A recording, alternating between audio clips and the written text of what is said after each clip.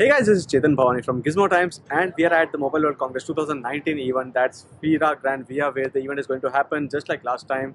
There are going to be a lot of announcements that are going to happen. There's demos of Samsung's new flagship smartphones. There are events happening from Nokia and others as well. And we'll be checking out each of them. We'll be letting you know about our thoughts of each of the smartphones. Not just smartphones, there'll be a lot of other technologies that are going to be showcased. So everything is going to happen here from the 25th.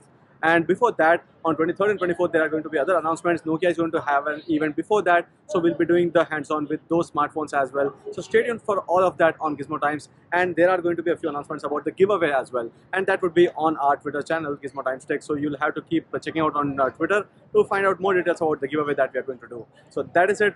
We'll wrap it up here and keep checking out Gizmo Times for more. Thank you for watching and see you in the next video.